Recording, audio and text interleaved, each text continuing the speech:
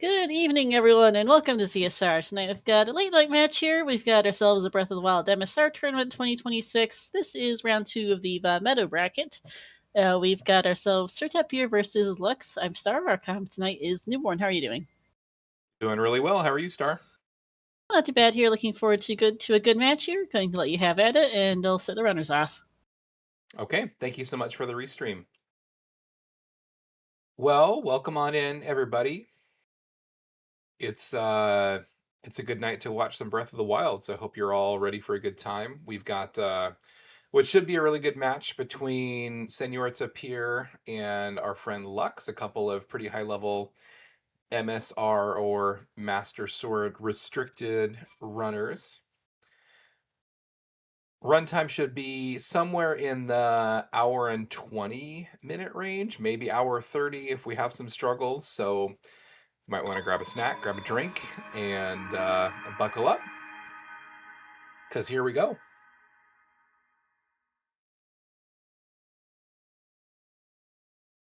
So this is a quick little Master Sword restricted tournament that is sort of aimed at runners who are still on the 1.6 version of the game. That's the most permissive version in terms of glitches. It allows for, most notably for Bowlift Smuggle Slide or BLSS, which we'll unpack more here in a few minutes. With the release of Switch 2 and the Switch 2 edition and the splitting of versions, some folks were kind of forced into running on 1.8 or now 1.9, which patched the Bowlift Smuggle Slide. But there's still a fair number of users who, either through homebrew or factory resetting their game card, were able to stay on the 1.6 version and take advantage of the glitches that are exclusive to earlier versions of the game. Here we've got a quick opening cutscene, and runners are going to grab the Sheikah Slate, which sort of makes everything else here possible. If you've been around Breath of the Wild much, you kind of know how this game works, but I'll make sure to explain things as we go in case you're new or haven't seen a whole lot, or maybe just haven't been around in a while and don't know what's happened in this game over the past year or so, probably. So both these runners are grabbing their Sheikah Slate. They're going to immediately use that to clip out of bounds and escape the Shrine of Resurrection and skip the cutscenes that you usually have to go through in a casual playthrough. They're going to hop up into this corner, and they're going to line themselves up and spam the scope. And when the scope makes Link's model pivot, it pushes him right through the wall if you're lined up correctly. Both of our runners getting that Shrine of Resurrection scope clip really quickly. And they're going to climb up into the snowy area here, crouch and uncrouch to get back in bounds and be off to pick up their kind of basic gear that they'll use at least for the early parts of this run.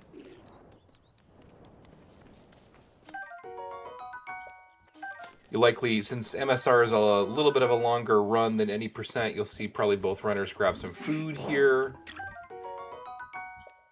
And already one slight difference coming into play in that Lux is choosing to grab the torch, which is a one-handed weapon, and Tapir grabbing a Bogo Spear, which is a two-handed spear weapon. They behave differently and have different qualities. So it'll be interesting to see what other differences they elect to, especially in this opening plateau section of the game. Head for the point marked on the map in your We're going to get Zelda to talk at us here for a few minutes. A few seconds, really. And they're going to start working on another clip. This is not a scope clip. This is a shield clip or skew clip. Lux, unfortunately, must have gotten bad skew because he got pushed right out through the wall. But Tapir bonking his shield on the sloped surface of the wall, and then storing that skew angle, which which allows him to go through the wall when he shield jumps and unequips the shield. And both of our runners having some minor hiccups here.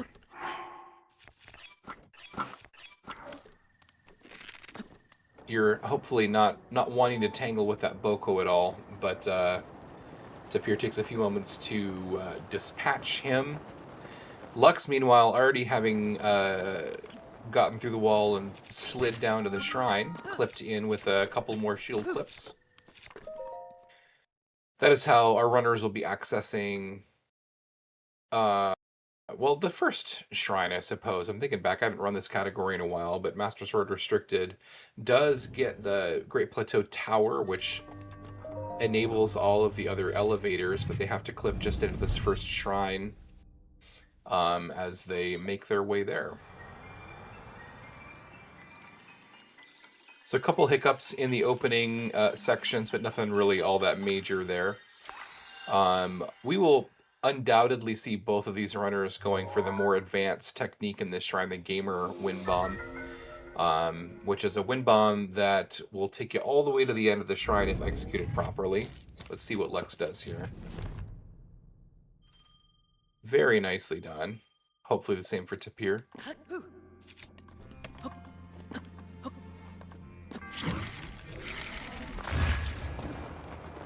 Tapir going to wind up a little bit short, having to eat some food to make sure he doesn't die. That's a pretty technical wind bomb. It requires a specific timing to make sure that you get a flat enough launch angle to not bounce off the ceiling and land in the lower part of the shrine. That's what happened to Tapir. Unfortunately, Lux was able to get all the way to the end of the shrine in one go, which is the goal.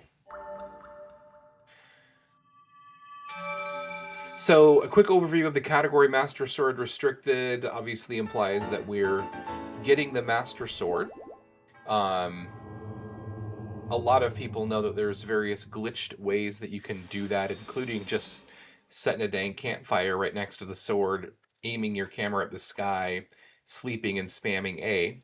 But the restricted qualifier on this category disallows that. We have to go and get 13 total heart containers the old school way, either by earning spirit orbs and trading them in, or by getting heart containers for divine beasts. For our purposes, it's going to be the most efficient to gather spirit orbs. So we need 40 total spirit orbs to trade in for 4 hearts. In addition to the 3 hearts we start with, that'll give us the 13 needed to pull the sword. And that's when time will end.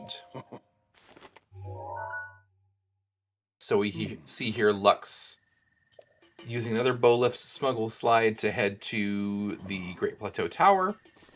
In theory, we could clip into all 40 shrines, but at some point the time cost of clipping exceeds the time cost of simply gathering the tower. And also I guess just the inconsistency that comes with clipping and all of that. So it's definitely more efficient for our runners to get the tower and eat the 1-ish minutes it takes to activate the tower, watch the cutscene, all those sorts of things, because it allows us to activate all the other shrines much more quickly. So we'll be gathering 4 total Great Plateau shrines, and then heading off plateau for 36 other shrines. One of the cool things about Master Sword Restricted is that there is a variety of routing options that runners can choose from. There's not like one standard set route. With any percent or all dungeons, for example, pretty much all runners are going to do it the exact same way. For any percent, even down to the number of hits per weapon on the boss rush and all that sort of stuff. For MSR, there's preference-based choices that runners can make in terms of which shrines they do and in what order and what... Oh, interesting. What order to do the branches in and things like that. Usually runners go for a fall damage cancel there as they wind bomb off the Great Plateau Tower. Lux just confident enough in his wind bomb to land straight in the water. Which is a pretty baller move. I'm guessing we'll see Tapir going for the fall damage cancel. So that's what Tapir just did, is the much more typical way of doing things, where he's looking at a laggy part of Great Plateau, quick menuing to generate some lag, and it's enough to stop his momentum in its tracks, and then he can do a fall damage cancel. You saw both of our runners do fall damage cancels on their way to the bomb shrine. And essentially, when Link's in free fall, obviously, normally that fall damage would kill him because he's fallen from way high up. But if you're in the falling state and you enter the weapon throw animation, but interrupt the weapon throw animation by swapping equipment, either a shield or a weapon, it'll kind of reset Link's falling position and allow you to fall without any damage.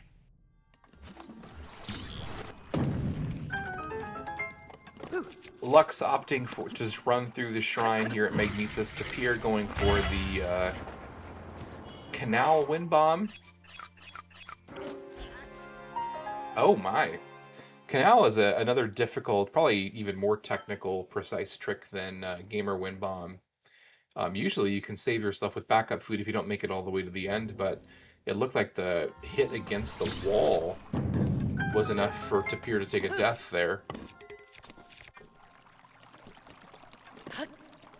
And after a little bit of fumbling, he's just going to run through.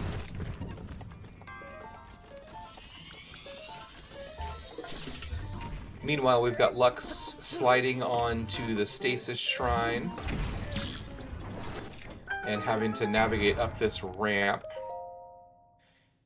Important to build plenty of speed because the little slope there will sap your speed really quickly. He's going to do a wind bomb up to the top of the cliff here, and I didn't ever see him clear Ragdoll, but he must have at some point. Gets a really high launch, holy smokes. And that's a pretty cool wind bomb because you go out of the tree, and he must have been impressed because he's saving a clip there. That was one of the highest ones I've ever seen. Tapir, it looks like, is going to head and grab some backup food. There's some Hyrule herbs here, 5 of them behind the Magnesis Shrine. Only cost you, maybe 15 seconds to grab them, so a little safety. Health is a consideration in this run, because unlike some other longer categories where you use a glitch to get infinite fairies, in MSR, you don't have that. It's not worth the time it takes to execute that glitch. So health management is pretty significant. That's one of the routing choices that determines how players go about arranging things in their routing choice. Oh no. Tapir didn't quite get up to the top before running out of health there, so having to restart. Lux, you'll see, used a different wind bomb, a little square first wind bomb, which behaves differently than the round wind bomb, or round bomb wind bomb, and grab the hammer. I would guess we'll see Tapir do the same thing.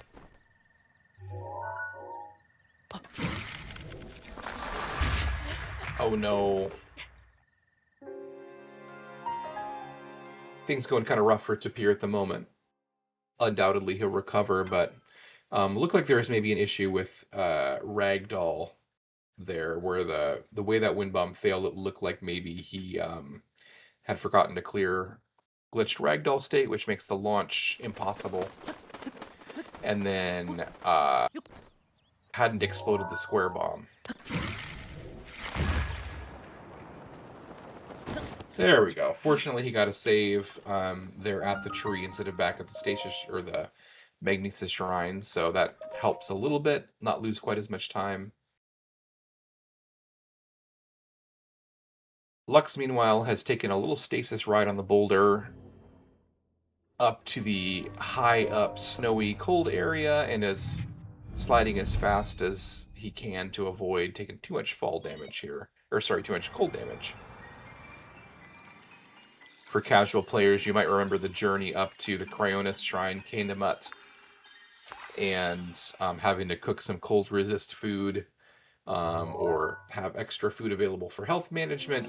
We don't bother with cold resist food here. We just try to go really fast. Square Bomb was a scam. I don't know what's going on with that, man. So Tapir here, also going to do a square first wind bomb. Square first wind bombs tend to be a little bit lower, weaker launches, so you can be a bit more precise with where they go.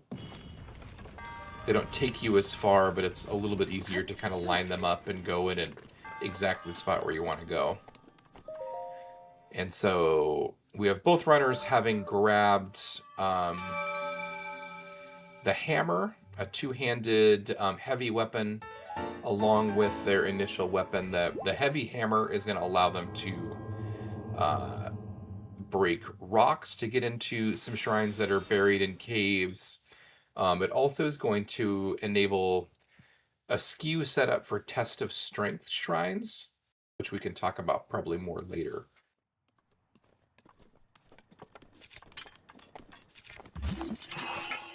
But it's pretty, even though it costs a small amount of time to grab the hammer, it's 100% worth it for most runners to pick it up.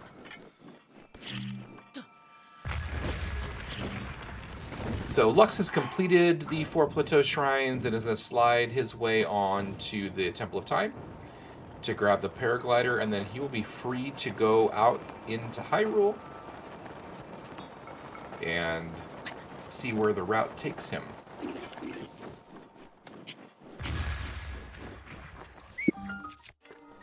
Lux having the benefit of a little bit of a cleaner plateau here and has about a shrine's worth of lead, minute and a half maybe, I would estimate.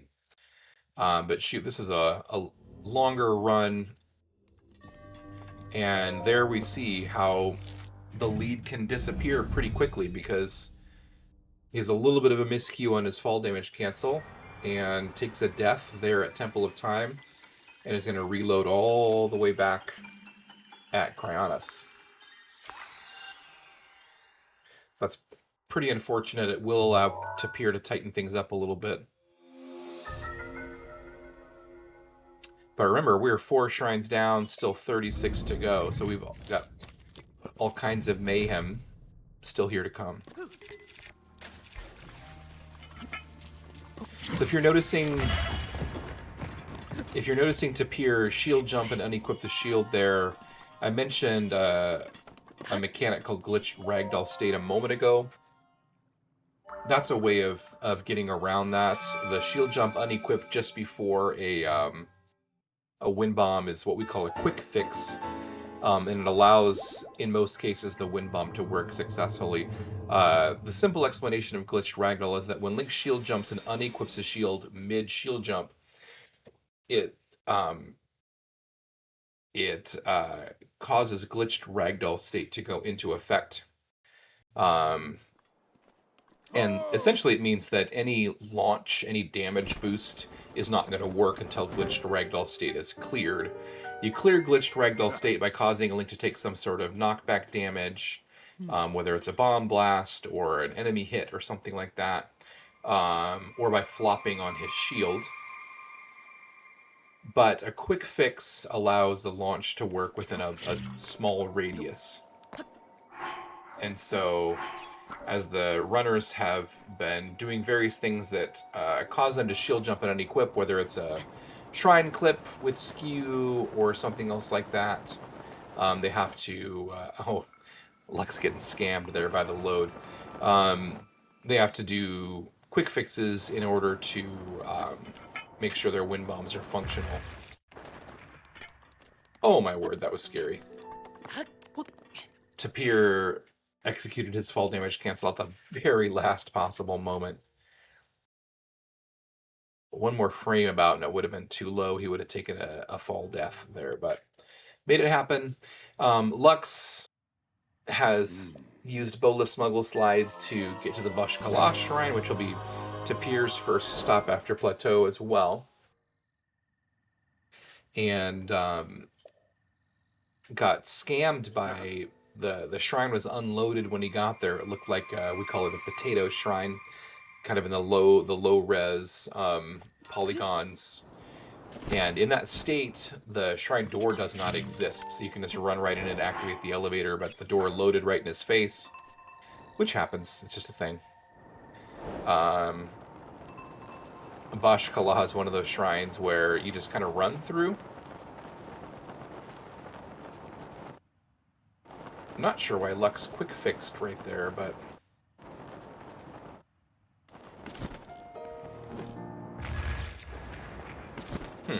I didn't see Lux give himself glitched ragdoll state, but he must have, or had some other reason for quick fixing, I guess. So, should probably talk about a couple of the movement mechanics here. Now that we're off plateau, basically the story of this category is efficient movement between shrines, quality execution within shrines to get to the monk, and then also, I guess the third component that's underneath all of that would be the route that our runners are using, a quality, efficient route. Between shrines, the main movement mechanic you'll see them using is the bow lift smuggle slider BLSS. If you've watched any Breath of the Wild speedruns, you probably know this glitch already. More or less, the BLSS is a combination of a couple of glitches that were previously known, but then BLSS combines them in a unique, novel way. One of those glitches is B-lock, the other is the item smuggle. So the characteristic of BLSS is you see the runners get the bomb stuck to Link's hand in an item smuggle, and then walk against like a step-up ledge that causes them to go airborne and just kind of hover or slide through the air, and then they wiggle, which pushes the bomb's collision against Link and allows Link to move quickly through the air. Other movement techniques you'll see them use are wind bombs, which are just as useful in the overworld as they are within shrines. You'll see them use them both outside shrines and within shrines. Now that they have the paraglider, wind bombs are even more useful because they can transfer the wind bomb momentum into a paraglide and go long distances with a quality wind bomb. Oh man. Tapir had kind of an unfortunate bounce against the wall there and barely made it up onto the ledge that the monk cage was at, but made it. So the idea is work through your route of shrines that are relatively close together that allow for easy travel and not a bunch of health to be used. Complete the shrine, rack up 40 spirit orbs, and then turn those in. We will see both runners turn in some spirit orbs partway through in order to have more hearts available for to make health management a little bit easier. Lux got a kind of a wonky wind bomb there. It's off the side of the shrine. It's a weirdly shaped ledge. And had to land. Usually you want to get to this ferry by the Decayed Guardian in one wind bomb. But he had to land and do a second wind bomb. Oh man. We'll talk about supers here in a minute. Got a real low fast wind bomb that came from delaying detonation. Tried to super launch it and then wound up lag stopping himself. There's kind of a lot of technical terminology there, but Lux is picking up some backup food. This forest by Kaiwan is great for backup food. It's got hardy radishes, enduro shrooms, all kinds of stuff. It does cost a little bit of time, but in a race setting, that safety is often preferable for people. It's bad news if you run out of food. Many shrines, especially early in the game before they trade in hearts, are going to require a little bit of eating.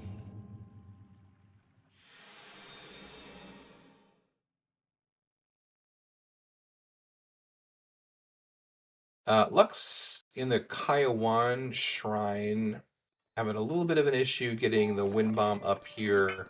This is one of the only shrines where you'll see the runners within the shrine do a wind bomb and a slide.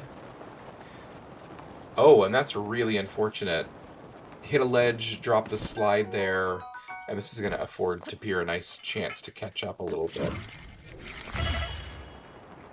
Some runners choose to route this shrine out because it's kind of slow on the inside.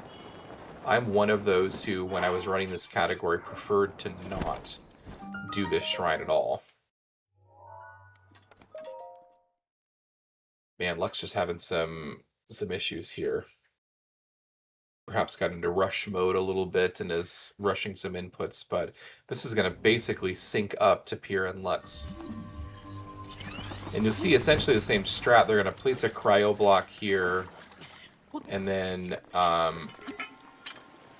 wind bomb up into the upper part of the shrine that you're really not supposed to be able to access.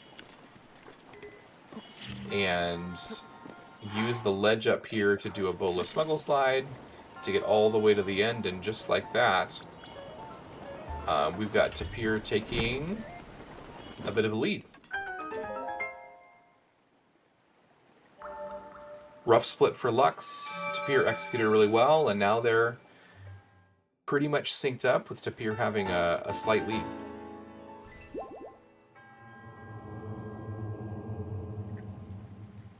So you probably did notice both runners chose to stop by and grab a fairy. That's a static fairy that spawns consistently by that Decayed Guardian. And some runners choose to kind of route in a specific use for that fairy, and for some runners it's just a safety. There are a few shrines where fall damage is unpredictable, or you wind bomb and you're not sure if you will be able to pull the glider. And so having that fairy can prevent taking a death.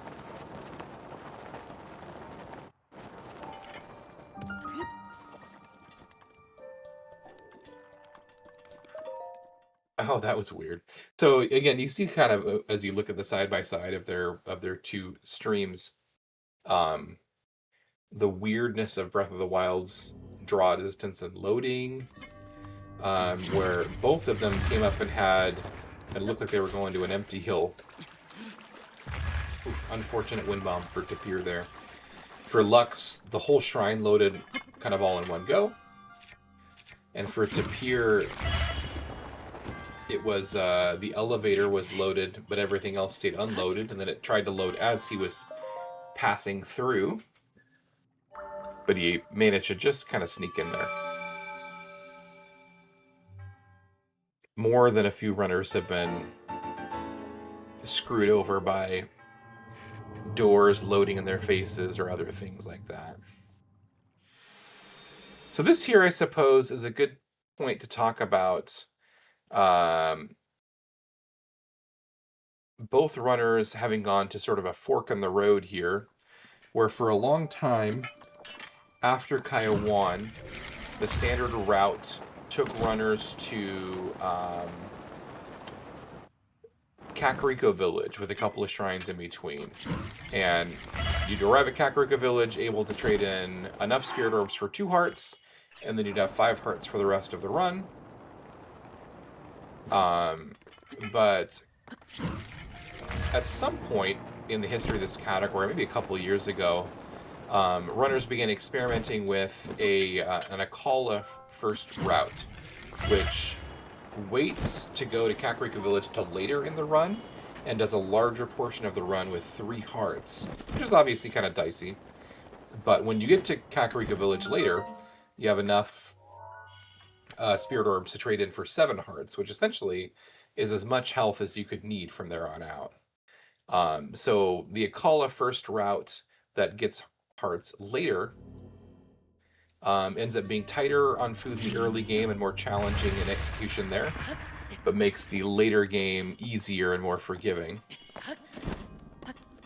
Both runners are going the Akala first route, albeit in slightly different variations. We see Tapir going from Sheirata straight to Tamul, and skipping Sokofi, whereas Lux went to Sokofi, which is a Test of Strength shrine, And from here, we'll head to Tamul. They've both completed 10 shrines, but they've taken a slightly different route. So it'll look like Tapir's ahead, but they actually have completed the same number of shrines at this point.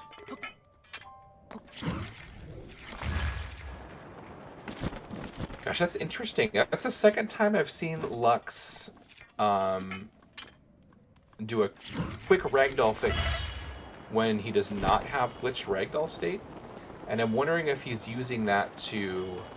I've heard that doing a quick fix can alter the trajectory of your wind bomb and give you a little bit more height. And I'm wondering if he's doing that strategically to give himself some more height in key places. I know that that wind bomb off of Tamul, off of Sokofi towards Tamul, it's really easy to have too low of an angle and scrape against the hill. Oh, you did have glitch ragdoll both times. Okay. I suppose at that one, yeah, the test of strength clips had given you glitched ragdoll state. That makes sense. So ignore me. I'm just being silly. Our runners know what they're doing. So for at least a while here, you're going to see Tapir previewing shrines that Lux is about to do, even though they are pretty even in terms of shrine completion count. We're heading in here through kind of southern Eldon towards Akala. And working through this early Akala branch before heading towards Kakariko.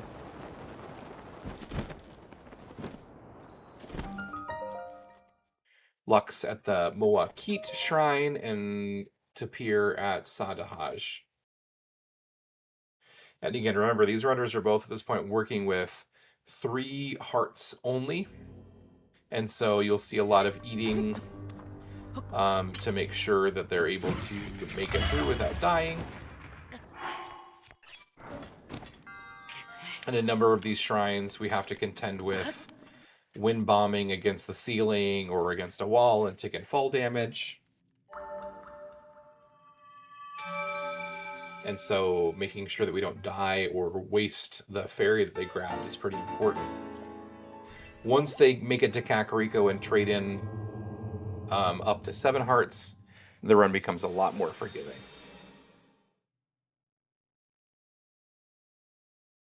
Okay, 12 shrines in for both. Again, very even so far.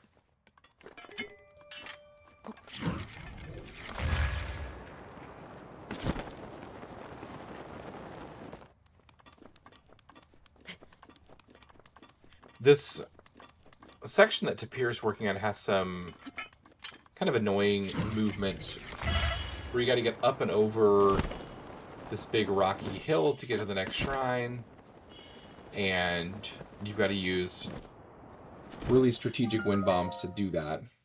One thing to bear in mind is that every wind bomb costs at least 1 heart of damage. That's the damage that's caused by the impact of the bomb hitting Link. He's not actually damaged by the explosion of the bomb. He's damaged by the bomb that pushes into him. And here you see Tapir strategically using that fairy rather than eating and trying to salvage. Sometimes you can eat up to 3 hearts there and still take enough fall damage to kill you. So he's just using his fairy and will be fairyless for the rest of the run. But it's fast, right? It doesn't have the menu to eat. It's that certainty of knowing that that you're not at any danger of dying because you've got that fairy to use. We'll see if Lux does something similar. There are setups for that shrine, Zikasho, that allow you to pull the glider, but they require pretty precise wind bombs.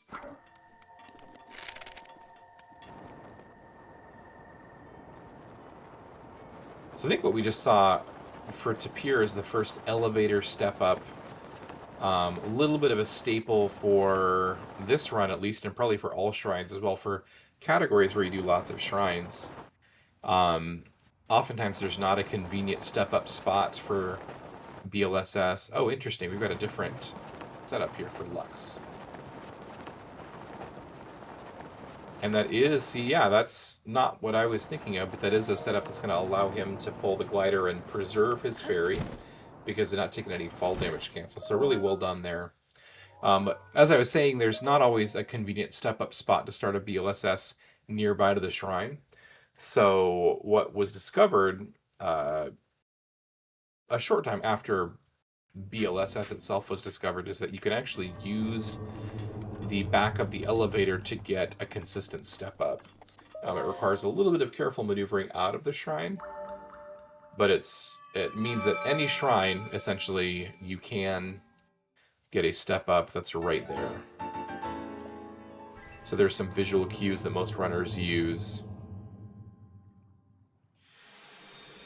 to get that step up.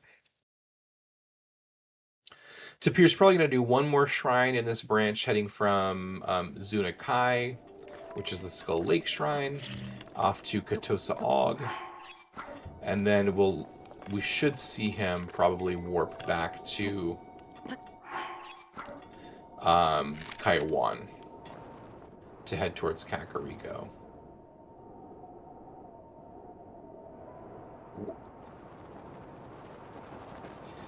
Sometimes you can get in a hurry and start pressing A and X before you've actually been given the prompt to activate the elevator, and you end up hopping over the back of it. It happens.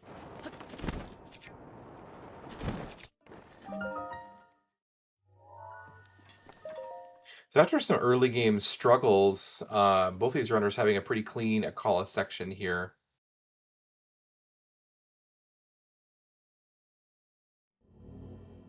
Again, very, very similar points in the race, despite the fact that Tapir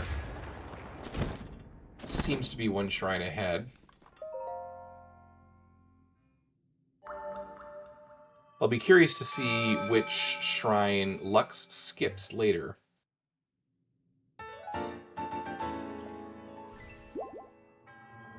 Interesting, Lux using a slightly different step-up technique there. That can be faster, but hit the side of the shrine and drop the slide. It cost him a little bit of time, not much. So we'll see here Tapir do his first warp of the run, pull up the map, head back to, not Kaiwan. Oh, back to Kaiwan. Okay. Oh, that's right. He couldn't warp to Kaiwan because he got Sheirata unloaded earlier. When you get a shrine unloaded and you don't activate the pedestal, you can't warp back there because the pedestal is the warp point.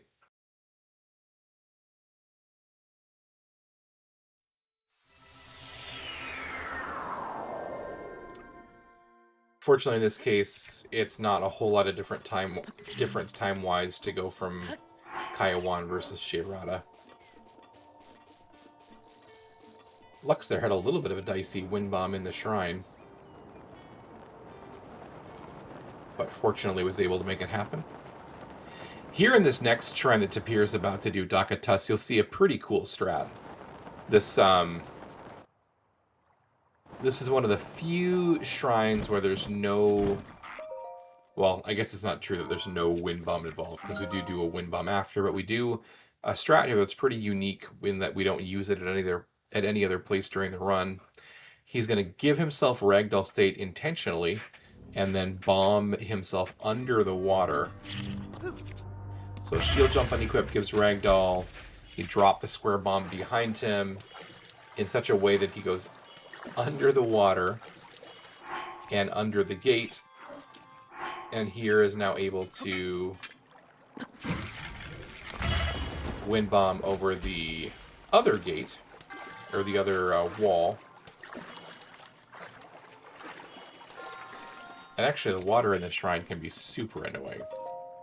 Usually you try to bonk against the monk pillar and land on the ground. He ended up landing in the water, which meant swimming and having to navigate that little ramp, and it's an easy spot to lose a few seconds. So here, Tapir will wind bomb his way into Kakariko and trade in 16 spirit orbs for 4 hearts, taking him from 3 hearts to 7. Lux, it looked like, had been saving that stake specifically for that circumstance. And is able to execute that strat nicely.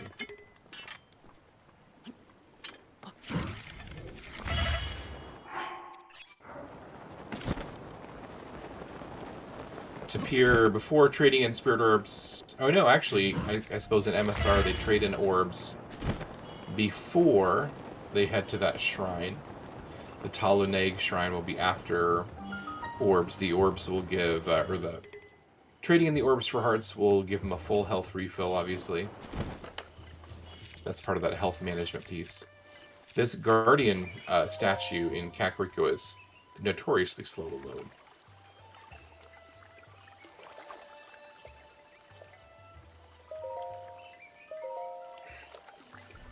And Lux taking basically the same path here.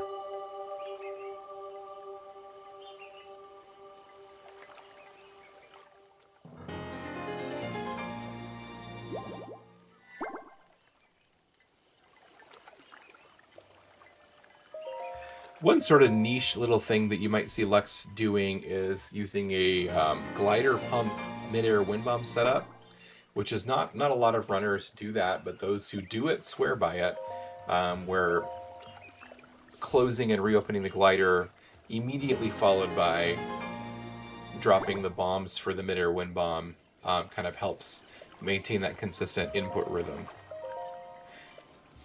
So just one of the differences between these two runners. Again, very, very close race.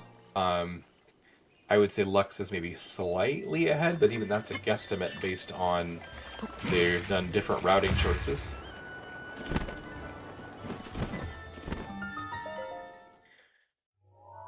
So a quick little word on tests of strength here. Breath of the Wild, if you've played the game, you know that a number of the shrines, like 20 or something like that, are test of strength shrines where the game wants you to fight guardians of different levels. And fighting guardians is very slow. And we'd have to pick up weaponry for it. We don't really pick up hardly any weapons or firepower in this run. There's very little combat in this run, actually. And so rather than fighting the guardians, we choose to clip through the pillars, which involves getting skew on the little lip here, and then one clip into the pillar and one clip out of the pillar.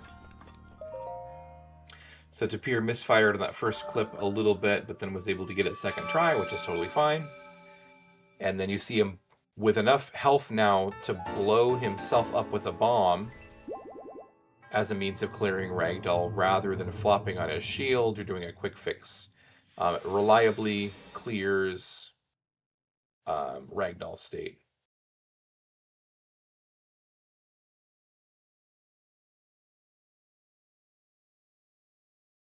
We'll see Lux do the same thing here.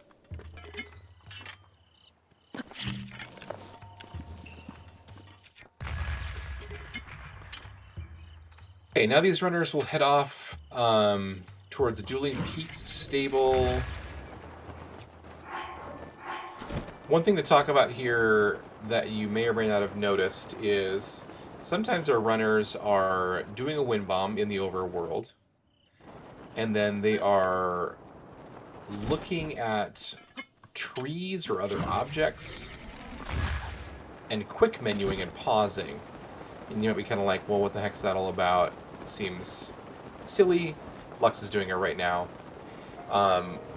They are doing a technique called super launch, where with the way this game's physics engine works, if you open your glider on a lag frame, it will increase the speed of Link's launch. So the game is trying to catch up.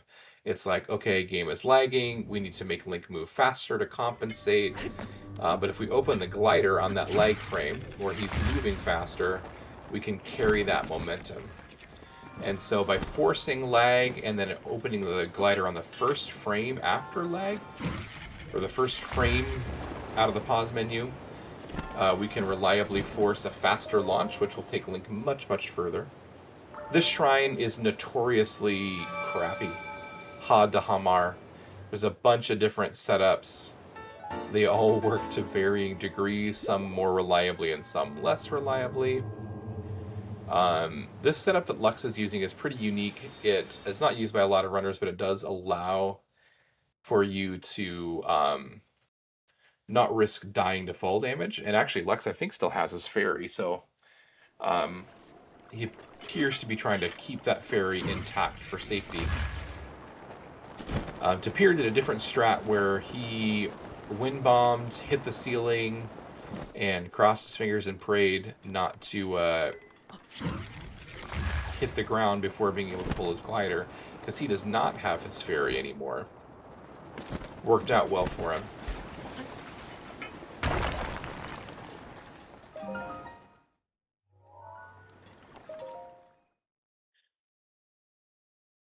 Lux, unfortunately, not getting enough lag for a super launch there. And trying for a fast or horizontal mid-air.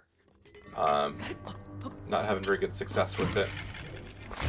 But this is the power of Seven Hearts, is that even with a missed super and a janky wind bomb, still has plenty of health for this shrine.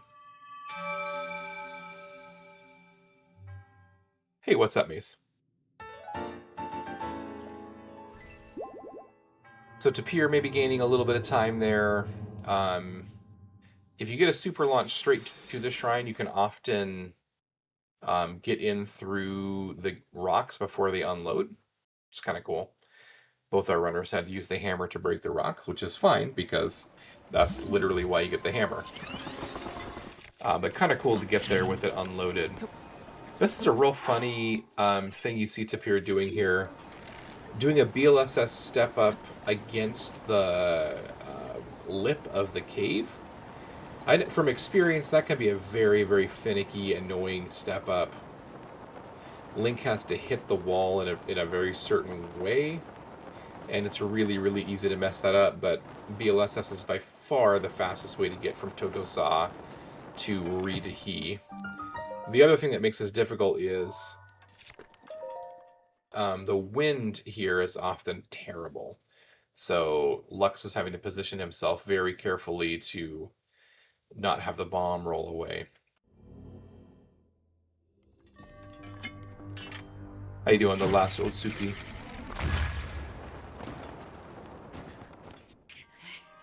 What? Tapir! Tapir got a really... to me, that seems like a really fortunate break there.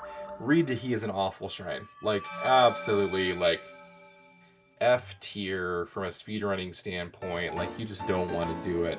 It's got a super low ceiling, hard to get a good wind bomb.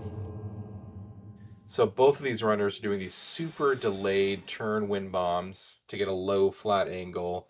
And Tapir nicked the ceiling, but was fortunate to drop and land on the little platform. Lux getting a cleaner wind bomb, gaining a little bit here. What you're about to see is a really cool trick called SCW. That wasn't the trick. That was a whoops attempt at the trick. SCW stands for Shrine Coordinate Warp. The idea is the runners are going to attempt to activate the elevator cutscene for Ridahi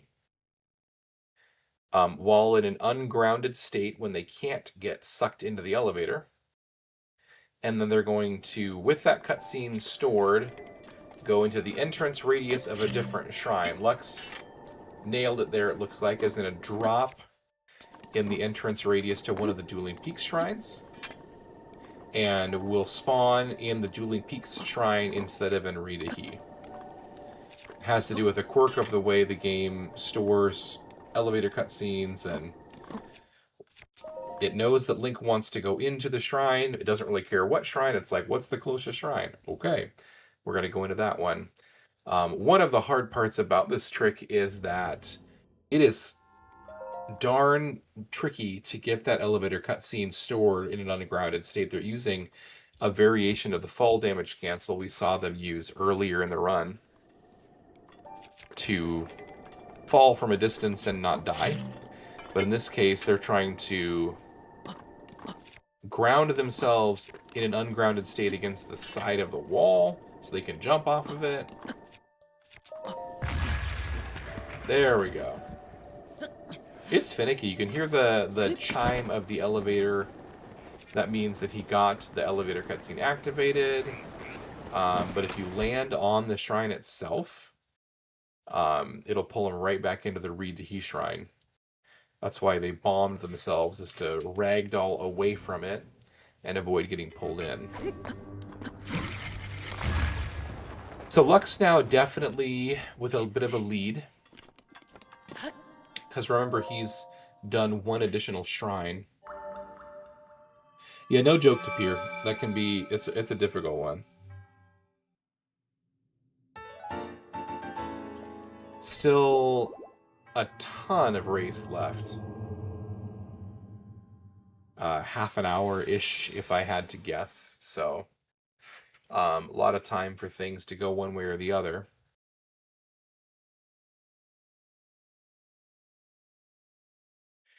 So here Lux went from Reed to He at the base of the Dueling Peaks to complete both of the upper Dueling Peaks shrines.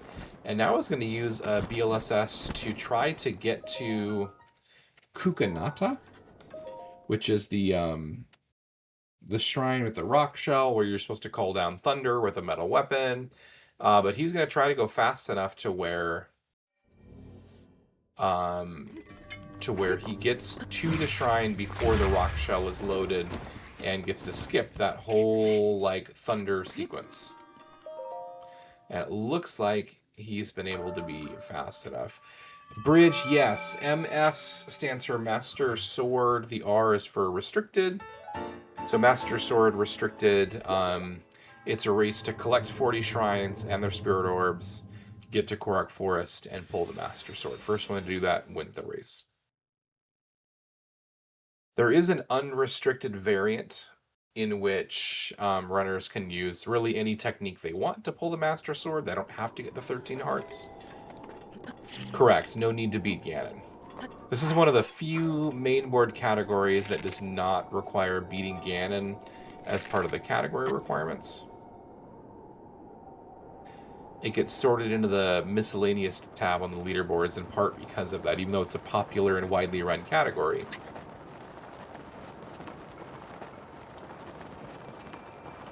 So hopefully this illustrates to you the power of BLSS and why it is so much harder to run this game on a patch or a version that doesn't permit BLSS. If you're having to get from shrine to shrine without using BLSS, you're either doing a lot of wind bombs, or you're doing older glitches like bullet time bounces or stasis launches that are much harder. Kakatuka. I did not know that, Lex. Well, that's kind of a cool little setup for Show to Saw. Not seen that one. Show to Saw, there's a million setups as well, and everybody has the one they prefer. Lux hitting a nice little groove here, playing pretty well. Ever since the miscues in Kaiwan has been pretty locked in. One thing to see here for Tapir is that because we skipped the rock shell, it's still there. We're just underneath it, and it's invisible when you're on the inside. So they have to clip back out from under by finding a certain spot in the invisible rock shell, wedging themselves in there, and standing up or uncrouching. How similar have the runners' routes been? Very similar, except for that Lux did one additional shrine in the earlier part of the game. That means, in addition to the one shrine lead he has over Tapir in terms of the route, he also has done one additional shrine. So you see he's completed 25 This will be Tapir completing his 23rd, I believe. So there will be a point here in the last 15 shrines where Lux gets to skip a shrine, and it might be coming up soon here, that Tapir will have to do. So let's see, is this 23 for Tapir? Oh, 24, okay. Oh, that's right, yeah. Okay. I'm confusing myself.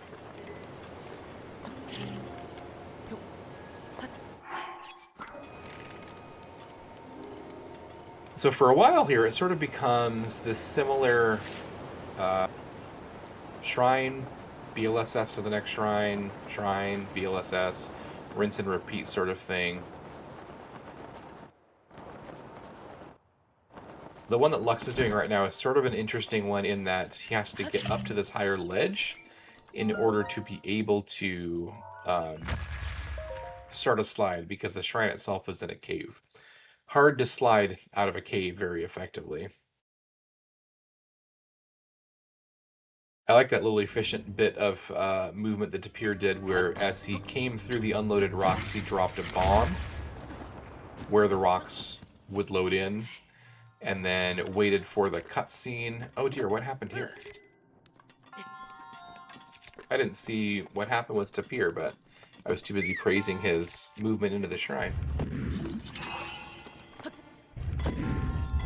Not a huge mistake there, but not the optimal landing spot for sure. Lux, though, also having some struggles in the Keomakog shrine.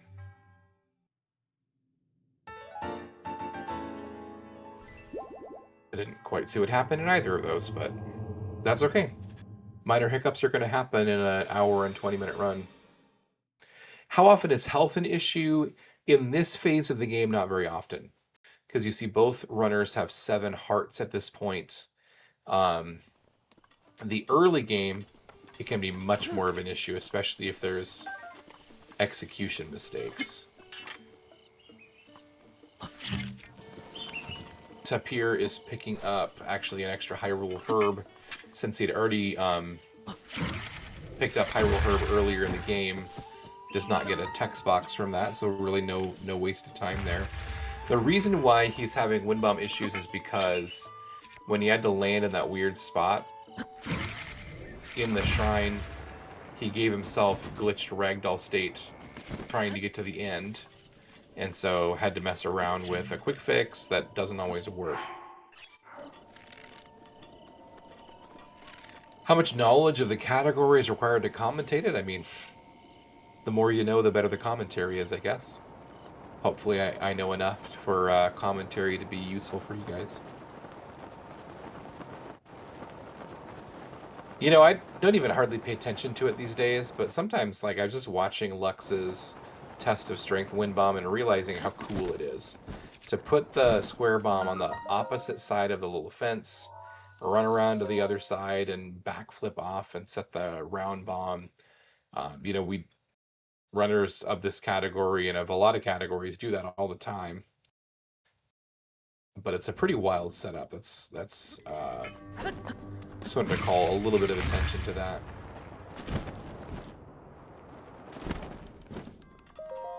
Okay, so my guess is we'll see Lux warp away here and not go to Yanaga, whereas we'll see Tapir venture out to Yanaga, which is the shrine on the island way out in Lake Hylia. It's kind of a long ways from here. Oh, okay. I am wrong. See how much I know. This is one of those areas where getting a super launch is really important, because he can get all the way there in one launch,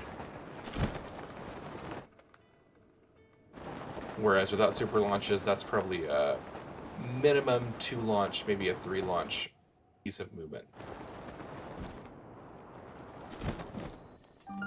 Whereas Tapir heading into Pumagnite, that's the test of strength shrine that Lux just finished.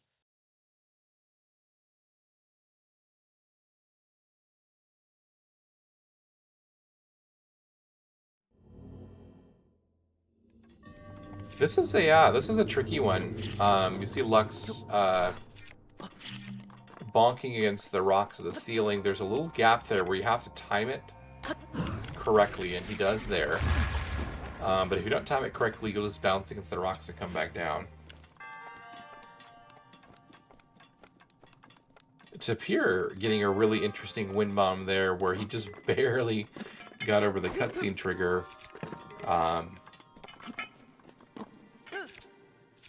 But was able to make it through without activating the Guardian. If you activate the Guardian, having to try to clip while the Guardian is attempting to shoot you or stab you is a lot harder.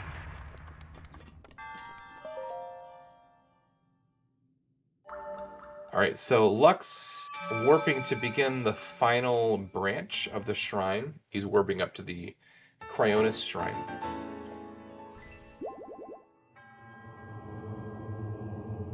Having completed 29 shrines, so 11 still to go. Tapir having completed 27. So again, Lux, pretty healthy lead here. Obviously, 20 minutes left, still anybody's game.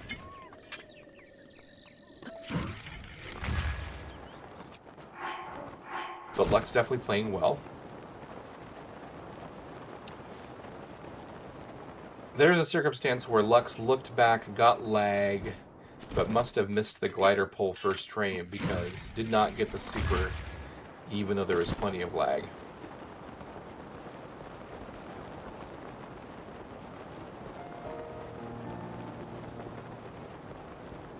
"26 minutes left? I think it'll be less than that. You're on, though. Bet. I'm going to call finishing time for this race at 1:22. That's my guess. Let's see if Tapir can get this one first try.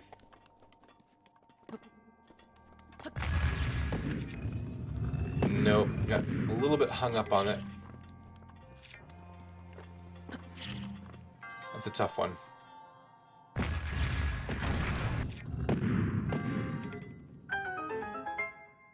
So now that he broke the rocks with the bomb, this is the safer, slower strat. The whole ceiling is clear. And he can just go flying up through. No problem.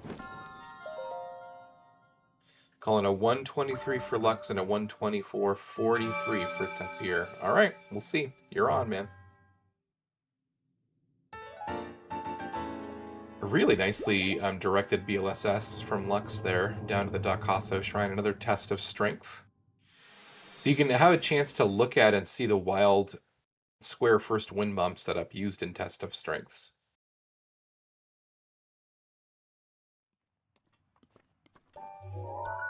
Dropping that square bomb, jumping to line up, backflip, bow pull to turn around, drop the round bomb, detonate the square bomb. Precise timing required. You cannot have too high of a launch or you'll hit the ceiling.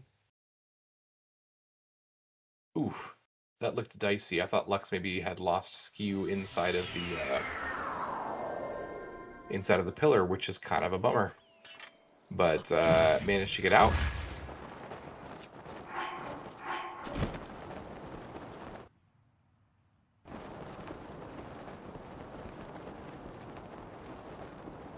Tapir, I think, getting a super there. A little bit of a slow one, but nailed it nevertheless.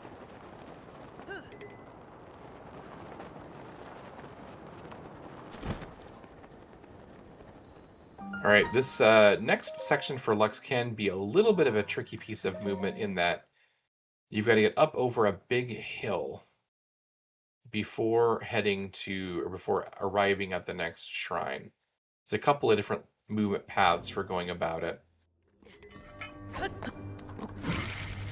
Lux is seeming to work pretty well for him. Whew. A little bit of tricky menuing there. Whether it was snapback or something else, but he navigated that nicely.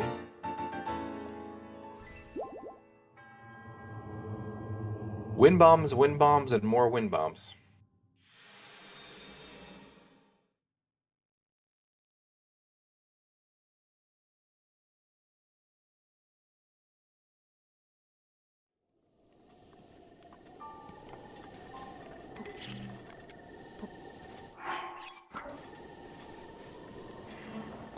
How much time did it lose? That's a good question. So he got pulled into the shrine twice, in addition to a couple of different, couple of failed attempts at the shield jump itself, or the fall damage cancel, I should say. I would guess between 1.5 minutes and 2 minutes, probably.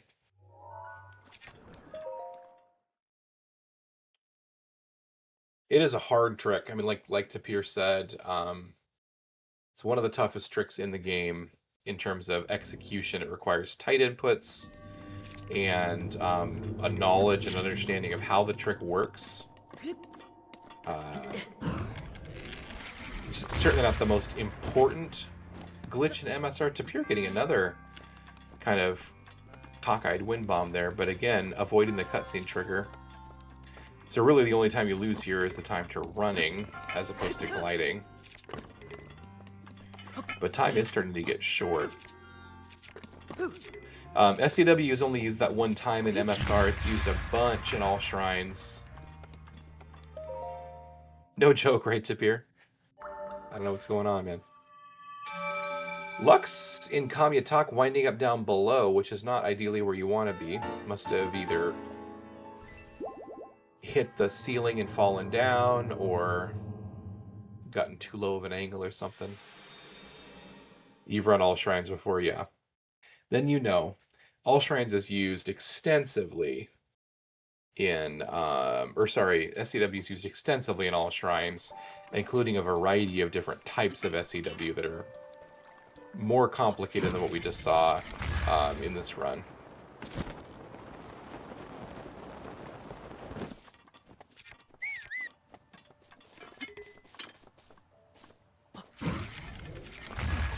Tapir using a pretty similar movement path, although a little bit of a different orientation on this last wind bomb. We'll get the job done.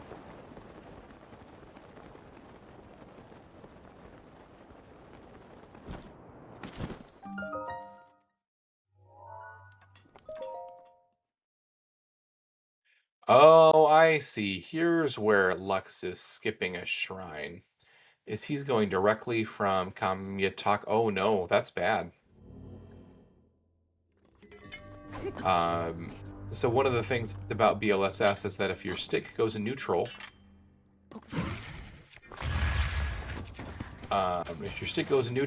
or you let go of B, you drop the slide immediately, and that must have been what happened there. Looks like a pretty solid recovery that is going to lose him some time. Tough break there.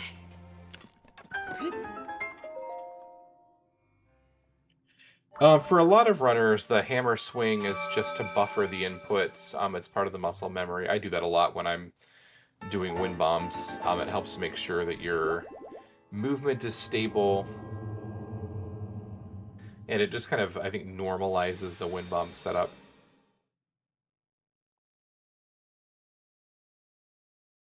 And on the, like if you're up on a peg in the shrine and wind bombing from the peg by the shrine elevator, there isn't ledge protection there. There's a variety of places where there may not be protection.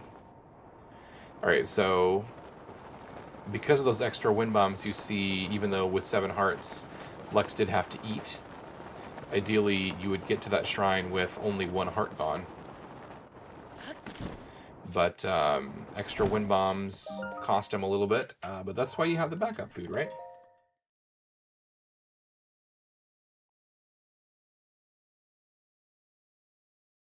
See how Tapir does with Kamyatak. It's kind of a fun wind bomb. It's very satisfying.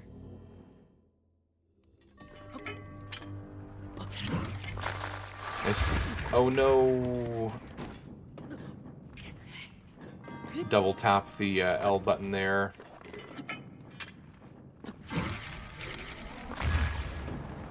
that's a tough one because you lose 3 hearts there. Fortunately, in this case, it doesn't really make that much of a difference. It's just a lost time from ragdoll and your bombs the bomb cooldown resetting.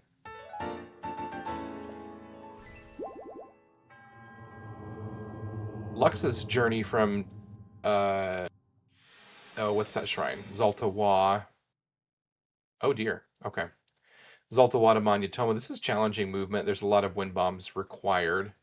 And he delayed the turn, or delayed the detonation on that one a little bit too much, and the angle was too low. But he looks like he should still be okay here. And again, I think he still has his fairy.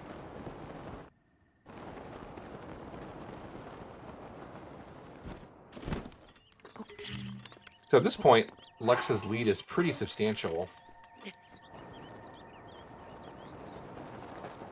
All right, Lux going old school with the low health. In this shrine, shoutouts to ATZ. In this shrine, wind bombing over the gate, you'll take fall damage. You would have had to eat. And so there is a fun, super swaggy little jump two-handed weapon slash that knocks the pillar, or knocks the orb backwards over the gate. Super fun. I love that strat. One of my all-time favorite shrine strats. Have they ever hosted one of these tournaments for all shrines? No. All shrines is a long category. World record is low 4 hours. Hey, look, Tapir, you did it. Nice job. And there's just never enough active all shrines runners at any given time to do a tournament, I don't think. Tournaments really been limited to NE%, obviously, MSR a couple times. We've done an old Dungeons tournament. Lux casually answering world record related questions in chat while he's running. Aura. Yeah, 113.27 is moldy meatballs, I believe. Player 5 held it for quite a while, and then Moldy bopped him a little while back. What was that? A month ago.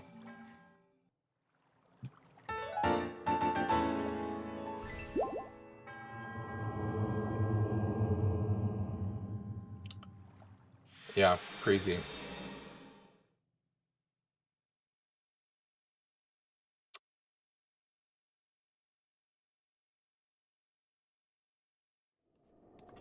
Yeah, just to give you a sense of the version difference here, the 1.9 version world record is 1 hour, 17 minutes, 59 seconds. So that's a full minute plus. Sorry, not minute. That's a 4.5 minute difference that you lose from not having access to BLSS. Oh, I'm not going to speculate about who is better between those two runners. They're both exceptional runners. Player 5 has been running the game for much longer, has done much more categories. But that doesn't mean that one is better than the other. They do different things. They're both excellent players. Comparison is the thief of joy. True. So there's a number of places the route for 1.9 version run would entail. It'd be very, very different. You'd be looking for BTBs to get from place to place.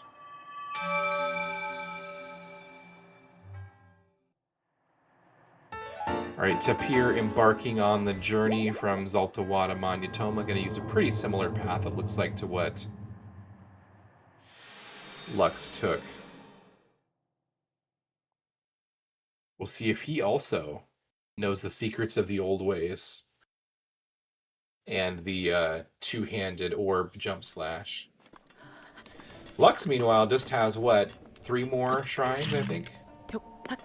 Shagema, Kazatoki, and Keoru.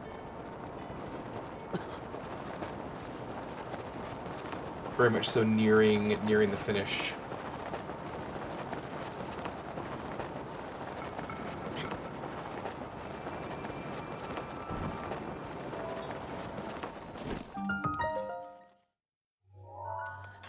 We have technology, indeed.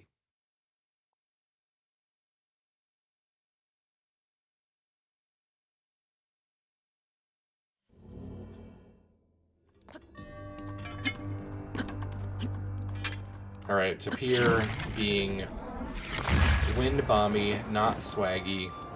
No fall damage. Fortunate there. It is faster. I can't fault you for that.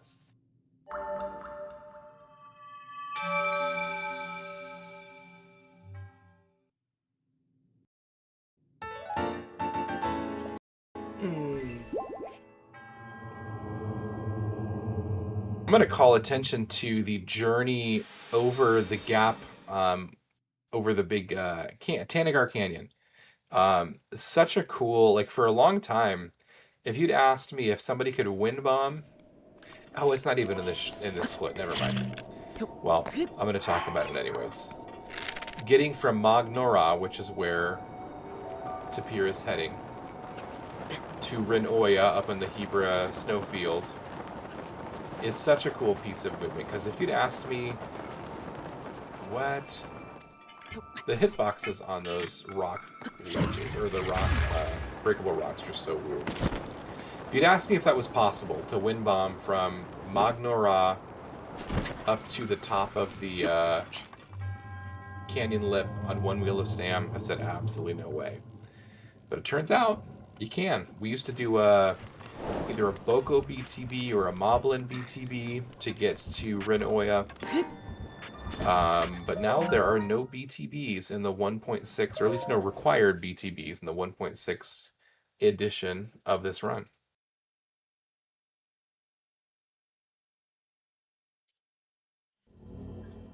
Let's see Tapir go to work here. Meanwhile, Lux is completing his 39th shrine.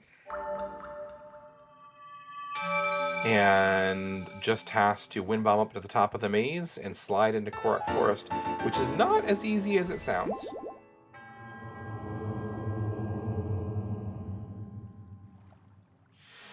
Oh, Tapir doing a different strategy. I like it. So rather than wind bombing all the way over to the other side of the cave, or other side of the canyon, I'm gonna pop up here to the ridge and do a little BLSS, and that should take him all the way to the shrine. I think it's a little bit slower, definitely less risky. You can see the height difference between the southern edge and the northern edge. It's substantial. If you one janky wind bomb and it's a reload, because you got no stam food. The Lux is carefully lining up his path into Korok Forest. If you just tried to randomly BLSS in from any angle, you would probably void out. But if you know where you're going and you get a good speedy BLSS, can get in no problem. Only 5 seconds, okay. I would have guessed more. But I trust you. So, Lux, final shrine, KO Roog, cheeky little square first wind bomb. I know, they are talented. They are talented individuals.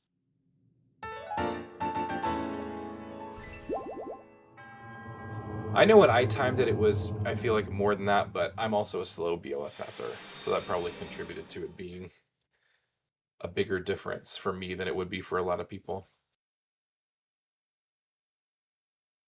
Okay, 40 shrines have been completed, 40 spirit orbs acquired.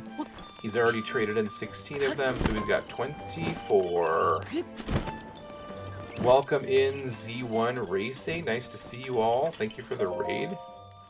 You're coming in right at the end of a Master Sword restricted Breath of the Wild race between Senor Tapir. Hello, Lionel. And our friend lux270. Lux is about to finish. He's trading in his final Spirit Orbs and is going to pull the Master Sword. Tapir got a couple more shrines to go here.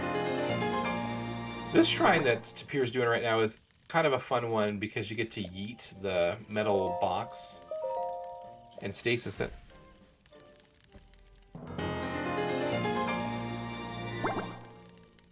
I was going to ask what Z1 Racing was doing, and then I realized that Z1 Racing was probably playing Z1. So welcome in. Z1, great game. I grew up on that game. It's a classic. Hopefully the races were excellent. Z1R, the rando. Got it. Well, I hope it was delightful. Oh, Z1R Racing. I missed the second R.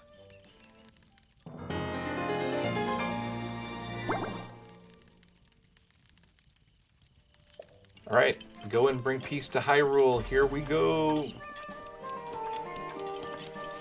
Lux is just gonna do a quick cutscene here, and then grab and hold on for dear life as the sword tries to suck all the health out of his body. Fortunately, Link. he has enough.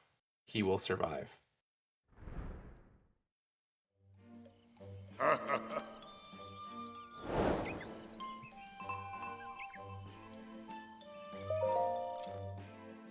Tapir, zooming right up to the edge of the maze.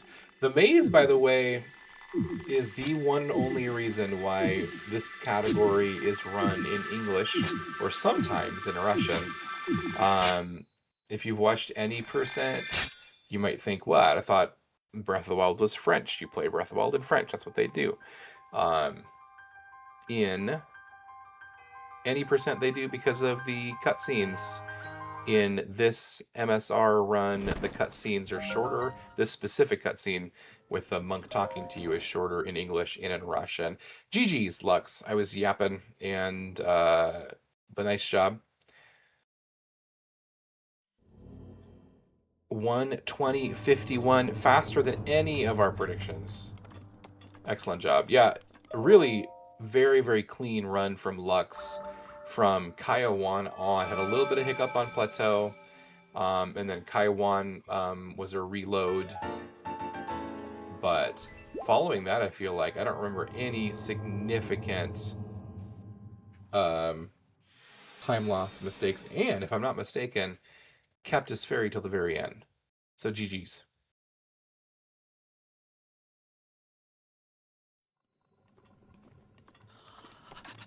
And he's warped off to do something else now. Tapir grabbing the wall there to set his angle correctly. And going to use this ledge here to slide off to Korok Forest and finish his run.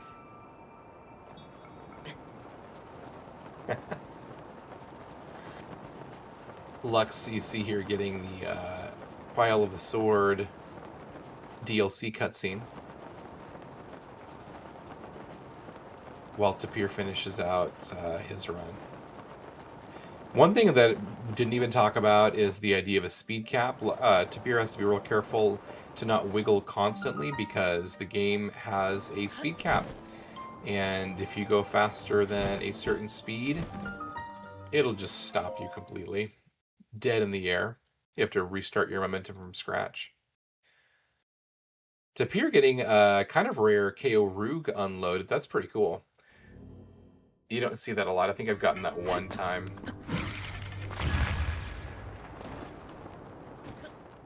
Oh no. Oh no! Weird wind bomb angle. Or height? Looked like he bounced off the ceiling there. And was not able to pull glider. He's taking a bummer of a death here in the very last shrine.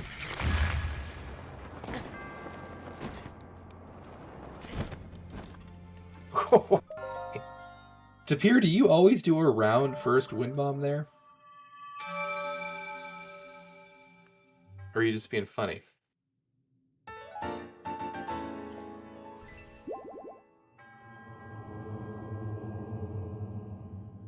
I feel like I've always seen everybody do a square first.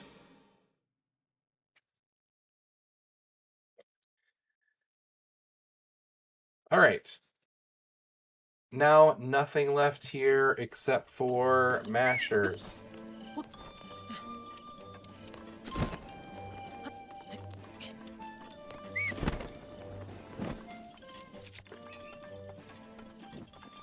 So we got some spirit orbs to exchange. That's fair, Tapir. For future runs, square first works pretty well at avoiding the ceiling.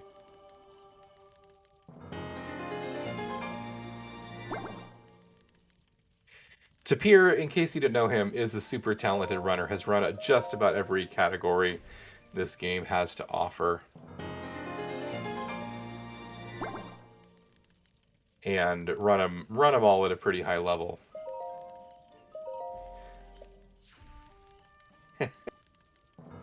Lux, you got paused. You're doing too much showing off. One thing about this run, the MSR run, is at the end feels a little anticlimactic. You finish your shrines, then you gotta mash text boxes for 3 minutes.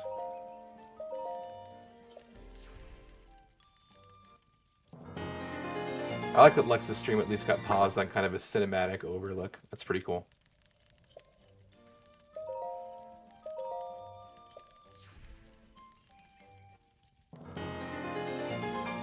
All right, here we go. Intentional freeze frame. Star expert level restream here. There it is, the Sword of Legend.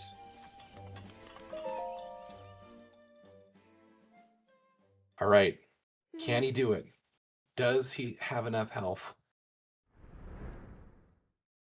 Maybe not.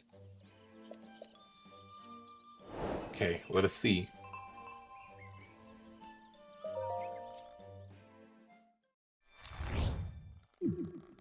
Oh, oh, oh. Will he do it? I think he's gonna do it, you guys. And there we go. GG Tapir. 126.40 his time. Excellent job. In both Tapir and Lux's cases, in leaderboard timing, it would be almost a minute faster because we don't count the opening cutscene. For ZSR race purposes, it's easier just to include that and start from new game. Great job, both runners. Excellent. Well done. Until then, you Proud shall of you rest guys. safely here. Although the slumber of restoration, I don't know if we're must interested certainly in deprive him of his memories. runner Please interviews, trust me when I say, but I can hang out for a few minutes if either of you wants to hop in. Yet again. No worries if not.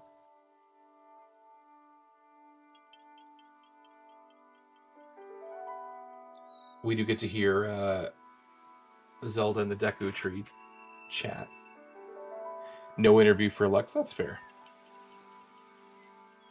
Yeah, really, for the majority of this, no interview for Tapir as well. Yeah, I'll just say for the majority of that race, first half, really, it was really, really tight neck and neck.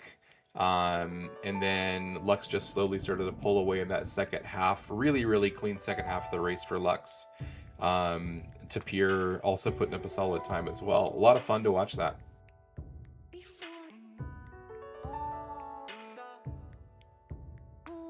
Yeah, of course. It's always a pleasure to commentate an MSR run. It's a great category.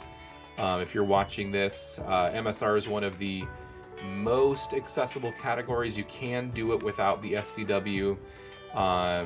It's a very beginner-friendly category once you've got the basics down, and especially if you have access to the 1.6 version of the game, it's absolutely worth giving it a try. So thank you, Lux. Thank you, Tapir. Well done to both runners. GG's to both of you. And Star, thank you so much for picking up the restream. Yeah, absolutely. GG's to our runners. Thanks, Newborn, for the comms. This was a fun one to watch. That is obviously going to be it here for us tonight. We will be back tomorrow with more races. There's quite a lot of different things going on ZSR right now. We've got this tournament, of course. They've got vanilla and randomized Twilight Princess. There's 2 different Link to the Past randomizer tournaments going on. There's a Wind Waker randomizer tournament happening. All sorts of things. So if you want to look at the schedule here, there's a lot of things happening. The next match for this tournament will be tomorrow at today, sometime soon, for myself included. In about 9.5 hours, it'll be Klebs versus Latina. Doesn't look, not sure we'll get an English restream right now, but we will have a French restream over on ZeldaSpeedRuns. There is also going to be at 9:30 a.m. Eastern Thursday. It's going to be a Twilight Princess any percent match between Why Nots versus Orcrist, so that'll be on CSR Main, it looks like. So keep an eye out here. We've got all sorts of things happening, but for now, that's going to be it for us. Thanks for watching all, and have a good night.